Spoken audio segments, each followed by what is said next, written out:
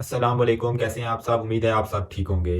पाकिस्तान का south Africa tour के test, ODI और टी20 के स्क्वाड का ऐलान हुआ है, जिसमें एक नसीहत तो है। सबसे पहले वो ये कि कोई चेयरमैन तो छोड़ें, लेकिन एटलीस्ट ये वाला चेयरमैन अगर आपको कहे, किसी भी प्लेयर को कहे ना कि जो दिल में बात है वो कर दो। कुछ भी बात है ना, कुछ बेहतरी की बात है, कुछ अगेंस्ट बात है या पाकिस्तान की बेहतरी के लिए कोई तुम्हारे सजेशन है तो वो हमें दो, तो कभी भी ना देना। सबसे बड़ी जो है ना नसीहत है किसी भी प्लेयर के लिए, और ये जो अभी काम हो रहा है सबसे बड़ी नसीहत है कि फ़खर ज़मान को वो ट्वीट का कोई इशू नहीं है, ट्वीट का ज़रा बराबर इशू नहीं है, ठीक है? कोई फिटनेस का उसका इशू नहीं, फिटनेस का अगर कोई इशू है तो सामने लेके आए, हमें बताया जाए कि ये फिटनेस, वो बहाना बनाया जा रहा है जी फिटनेस फिटनेस। कौन सी फिटनेस? अभी सीपीएल खेला है, चैंपियंस कप खेला है, कौन सी फिटनेस है उसकी? कोई फिटनेस का मसला नहीं है, ठीक है?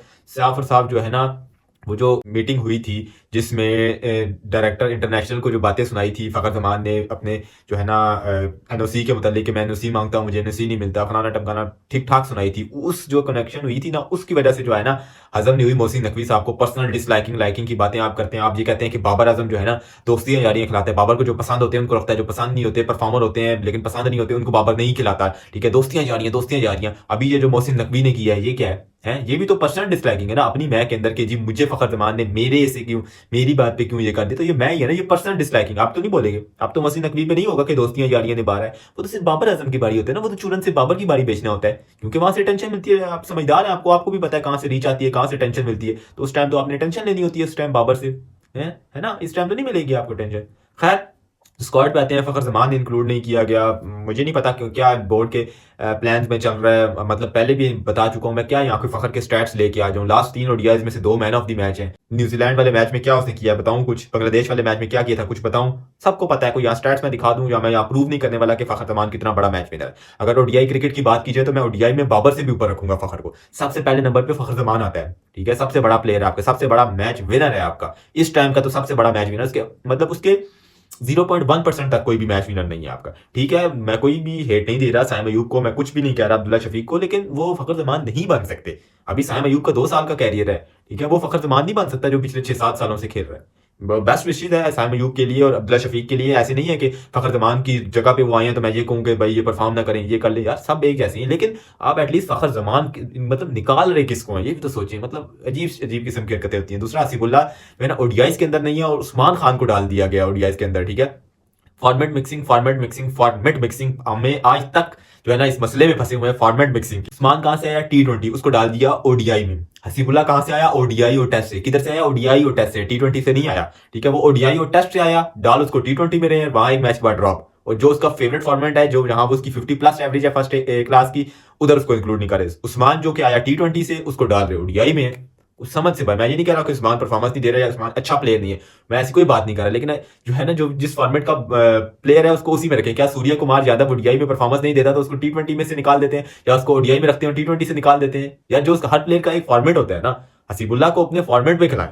हसीबुल्ला, मैं ये नहीं कह रहा आपके प्लेइंग 11 के अंदर देखे, प्लेइंग 11 में ऑब्वियसली आपके पास कामरान गुलाम है, आपके पास तैयब ताहिर है, बाबर आजम भी वापस आ गए, सलमान अली आ गए हैं, तो थोड़ा सा वो कहते हैं मुश्किल हो सकती है, लेकिन आपका एटलीस्ट स्क्वाड में तो होना चाहिए ना। परफॉर्मर है वो 50+ की एवरेज के साथ। और जहां तक वो रिजवान की इनसिक्योरिटी की बात है, रिजवान जेलस होता है, ठीक है? मैं आपकी ओपिनियन की रिस्पेक्ट करता हूं, या आपकी बात शायद सच भी हो सकती है, शायद सच भी हो सकती है, लेकिन ये एक इल्जाम है, इसके लिए प्रूफ चाहिए होता है कि रिजवान नहीं चाहता कि ये हसीबुल्ला है। उस्मान भी तो विकेट कीपर ही खेल रहा है ना। आप कहते हैं कि Hasibullah wicket keeper better replace कर देगा रिजवान को, तो उस्मान भी विकेट कीपर बैटर ही है जो खेल रहा है ओडीआई के अंदर, जो खेल रहा है टी20 के अंदर। आई थिंक कोई मतलब ऐसे फजूल का इल्जाम नहीं लगाना चाहिए रिजवान के ऊपर भी। और दूसरा, सबसे ज्यादा खुशी जो हुई अब्बास को वापस आके, मोहम्मद अब्बास को, जो कि हमारे टेस्ट के बहुत ही अच्छे बॉलर थे, कुछ उनके 2-3 मैचेस के बाद उनको मतलब साइड लाइन कर दिया गया। अभी अगर उनकी परफॉर्मेंस देखी जाए तो परफॉर्मेंस बेस पे है। डोमेस्टिक जो खेले हैं, कायदे आजम ट्रॉफी जो भी खेले हैं, उसमें 10 इनिंग्स के अंदर उनकी 30 विकेट हैं, 30+ विकेट्स हैं, ठीक है? और ये जो पीछे थोड़ा सा जाए तो काउंटी में ये शान मसूद के साथ खेलते रहे हैं, और काउंटी में शान मसूद ने उनको फेस भी किया है। आई थिंक शान मसूद की भी थोड़ी सी एफर्ट्स हैं मोहम्मद अब्बास को मतलब शान मसूद को आपको अप्रिशिएट करना होगा जिस तरह कि वो बोल्ड डिसीजन ले रहा है। साइम अयूब को डालना टेस्ट के अंदर, ये साइम अयूब के लिए कितना बेहतरी हुई है आप मतलब आप सोच नहीं सकते। चैंपियंस कप से भी उसको बेहतरी मिली है, लेकिन टेस्ट जो खेला है ना, उससे टेस्ट में तो उसका फॉर्म नहीं गेन कर सका, लेकिन ओडीआईज और टी20 में उसको बहुत फायदा हुआ है वो टेस्ट खेलने की वजह से, क्योंकि वहां ज्यादा खड़ा रहा है, बहुत ज्यादा खेली है, क्रीज पे टाइम गुजारा है, तो उसको वो फायदा ओडीआई और टी20 के अंदर हुआ है। साइम अयूब बनने में बाबर आजम का भी ज्यादा हाथ है, शान मसूद का भी ज्यादा हाथ है, ठीक है?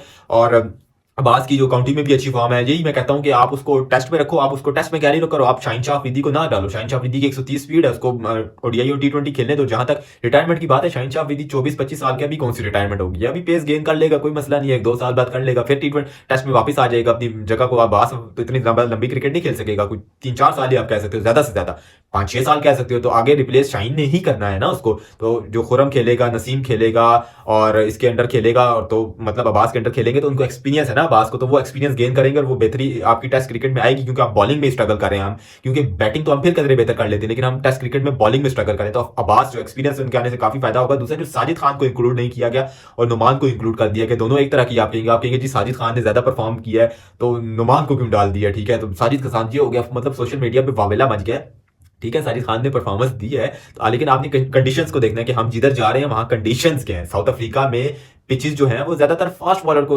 मतलब है कि सूट करती हैं, और अगर साउथ अफ्रीका में आपको एक स्पिनर रखना है तो लेफ्ट आर्मर जो है ना ज्यादा इफेक्टिव हो सकता है। वो क्यों केशव महाराज और शमसी को लेके जाते हैं, वो इस वजह से लेके जाते हैं कि जो लेफ्ट आर्मर होता है ना, लेफ्ट आर्म स्पिन होता है, उसकी आर्म डिलीवरी रीड करना, वो स्पिन कर ले तो वो रीड करना, और क्विकर वंस करवाए तो लेफ्ट आर्मर को रीड करना थोड़ा सा मुश्किल होता है, ठीक है। अगर वो फ्लैट ट्रैक्स भी हो ना, तो वहां लेफ्ट आर्मर ज्यादा इफेक्टिव होता है राइट आर्मर से, ये बात याद रखिएगा, ठीक है।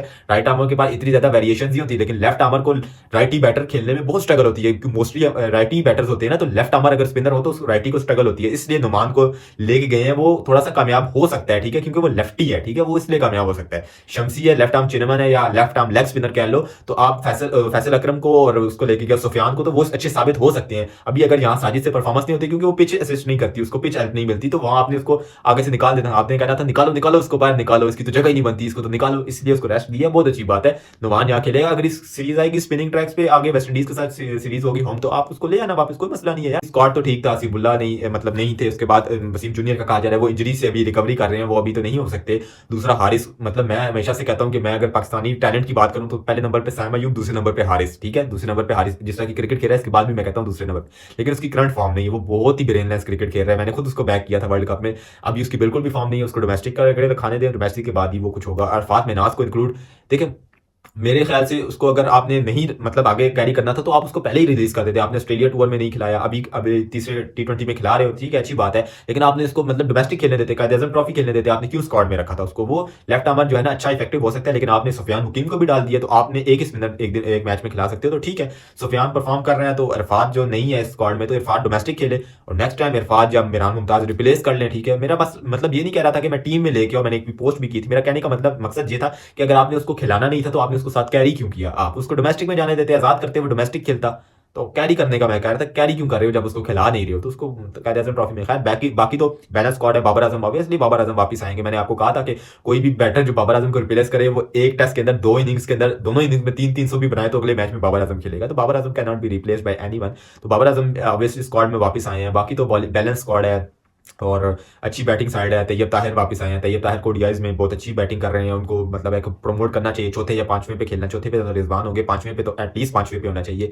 तैयब ताहिर को अगर कामरान गुलाम और तैयब ताहिर की बात कीजिए तो आई विल गो फिर तैयब ताहिर, क्योंकि वो स्पिन को भी अच्छा खेलता है, फास्ट को भी अच्छा खेलता है। बाकी आपका स्क्वाड बैलेंस है, बहुत अच्छा स्क्वाड है, और होप फॉर द बेस्ट, और बेस्ट विशेष पाकिस्तान के लिए। अगर टी20 होने लगे हैं 10 तारीख को, और 10 तारीख को जो टी20 स्क्वाड पे मैं बात जरूर करूंगा, कल तो मैच है, परसों जरूर बात करूंगा टी20 स्क्वाड के ऊपर। तब तक के लिए अपना अपनी फैमिली का ध्यान रखिएगा, फी अमान अल्लाह।